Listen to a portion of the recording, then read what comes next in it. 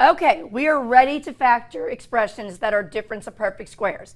What I want you to notice in all three of these expressions, they all fit the vocabulary.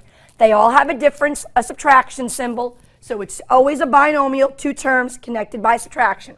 Every number in these expressions are perfect squares. 9, 49, 36, 21, 169 are all on that list of perfect squares. Every variable has an even exponent. I have a 2, a 4, and a 2. So all three of these expressions fit this rule, difference of perfect squares. I also want you to notice none of these expressions could you do GCF with. You do not have anything in common between 9x squared and 49, so there's nothing to divide out. There is nothing in common with the y to the fourth and this fraction. There is nothing in common with this number and this variable.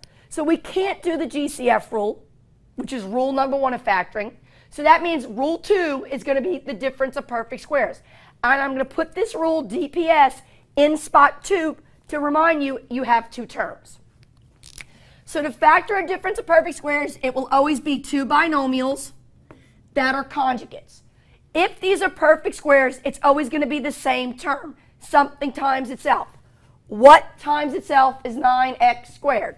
Well, that's easy, 3x times 3x. What times itself is 49? That's easy, 7 times 7. Subtract means the signs have to be one of each. You've just factored a difference of perfect squares. See how easy that was? Let's do the next one. I'm factoring a difference of perfect squares. I put my two sets of parentheses. What times itself is y to the fourth? That would be y squared times y squared. Now I know what you're saying. Oh, Miss Black, there's a fraction. Chill out. It's cool. Take the fraction piece by piece. What times itself is 36 in the numerator? That would be 6. What times itself is 121 in the denominator? That'd be 11. I know it says subtract, so the signs have to be different. I'm going to put the negative first and then the positive. Does that make a difference? Good. No. We talked about this. Multiplication is commutative. It doesn't matter what order you put the terms in or the signs in, we'll get the same result. Saying a positive times a negative will give you the same result as doing a negative times a positive. What's important is your expressions are conjugates of each other. All right, now let's talk about this expression. It's 169 minus b squared. The first thing I want you to notice is it written in the correct order? No. But watch what happens when we do put this expression in the correct descending order.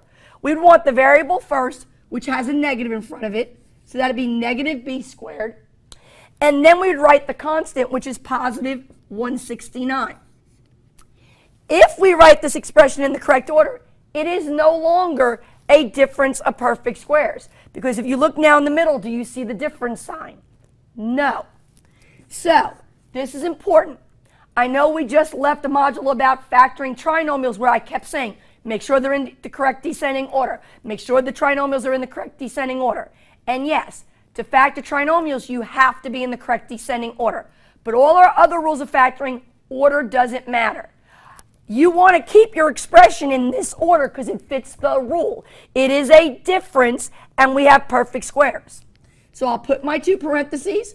What times itself is 169? 13 times 13. What times itself is b squared? B times b. Subtract means the signs have to be different. It doesn't matter. I like to put my positive first and my negative second. And I've just factored a difference of perfect squares. Okay, we still got one more rule to go. I'll see you later.